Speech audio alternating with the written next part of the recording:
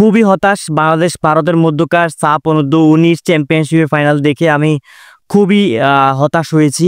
কেননা এই ম্যাচটি হওয়ার কথা ছিল বাংলাদেশের পক্ষে, কিন্তু কোচের কিছু ভুল ট্যাকটিক্সের কারণে বাংলাদেশ হেরে গিয়েছে। যদি সঠিকভাবে প্লেয়ারদেরকে সেট করতে পারতো, সঠিকভাবে প্লেয়ারদেরকে নামাতে পারতো, তাহলে কিন্তু বাংলাদেশ সহজে আরও কয়েকটি গোল দিতে পারতো এবং বাংলাদেশ সহজে জিততে পারতো।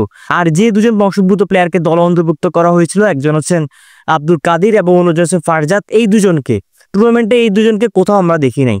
আর ফাইনাল ম্যাচে অন্তত তাদের একজনকে খেলানোর দরকার ছিল, কেননা দুজনে কিন্তু ভালো গোল স্কোরার, একজন ফরওয়ার্ডে ভালো খেলে এবং অন্যজন উইংয়ে ভালো খেলে। পুরো টুর্নামেন্টে যদি দুজন থেকে একজনকে তেমন একটা সুযোগ দেওয়া হয়নি।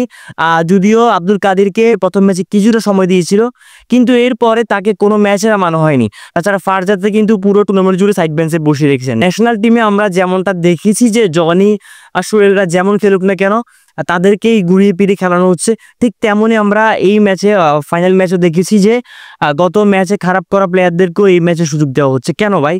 মাহবুবের কাছে আরেকটা প্রশ্ন যে ছোটনকে কেন অনূর্ধ্ব-19 দলের দায়িত্ব দেওয়া হয়েছে? ছোটন যে স্টাইলে কোচিং করায় ওই স্টাইল কিন্তু এখন আর নাই। এখন আধুনিক ফুটবল আর নানান ধরনের ট্যাকটিক্স আসতেছে। আমরা ভারতের কোচকে ফলো করলে দেখবো যে ইয়াং একটা কোচকে তারাই রেখেছে।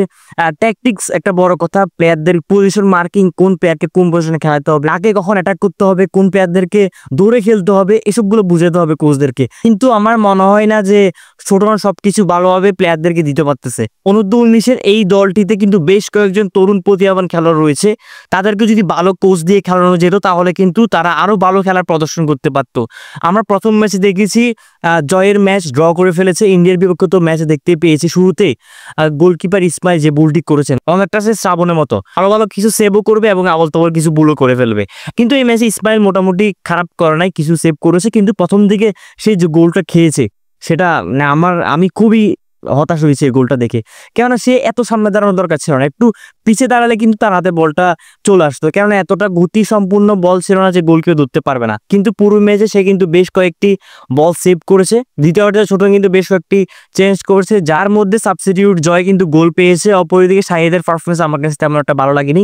এই ম্যাচে ভালো খেলেছে মুর্শেদ কিন্তু পুরো টুর্নামেন্ট জুড়েই ভালো খেলেছে, এই ম্যাচও ভালো খেলেছে, গোল পাননি এবং বেশ কিছু সুযোগ এসেছিল, ফাইনালে কিন্তু সে সুবিধা করতে পারেনি, কিন্তু ভালোই খেলেছে। অধিনায়ক ফয়সাল কিন্তু পুরো টুর্নামেন্ট জুড়ে দুর্দান্ত খেলেছে, ফাইনাল সহ 4 ম্যাচ খেলে 3টি অ্যাসিস্ট এবং 3টি গোল করেছেন। ফাইনালে হারার পেছনে অধিনায়ক ফয়সালেরও দায়ী রয়েছে। ম্যাচটি যখন ড্র হয় 1-1 গোলে ট্রাইব্রেকারে শুরুতে বাংলাদেশ কিন্তু এগিয়ে ছিল, ইন্ডিয়া প্রথম মিস করে ফেলে। এরপরে বাংলাদেশ কিন্তু 2টি শট মিস করে, একটি মিস করে অধিনায়ক ফয়সাল এবং আরেকটি সাবস্টিটিউট শাহেদ। তো এক্ষেত্রে আমার মনে হচ্ছিল যে যেহেতু বাংলাদেশ 1-1 গোলে যখন ড্র করে ফেলেছিল, তখনই কাদির অথবা ফারজাদ দুজন থেকে একজন খেলানো যেতে পারতো। এছাড়া পেনাল্টি শুট আউটে কিন্তু তারা কার্যকর হতে পারতো।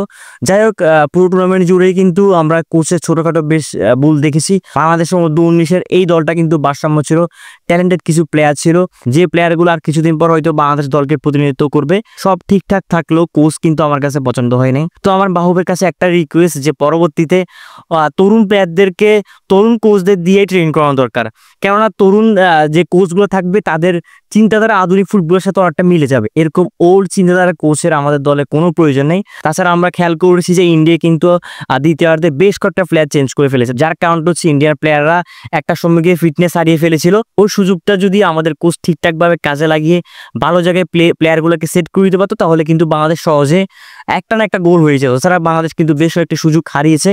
এই ম্যাচটা আমি মনে করি বাংলাদেশের পক্ষে থাকার কথা ছিল। যাই হোক, পরবর্তীতে এই প্লেয়ারগুলো আরো ভালো জায়গায় যাক, আরো ভালো খেলা উপহার দিকে আমাদেরকে, এটাই আমাদের কামনা। তো এই ম্যাচ নিয়ে আপনার কি মতামত সেটা অবশ্যই কমেন্টস করে জানাবেন। আল্লাহ হাফেজ।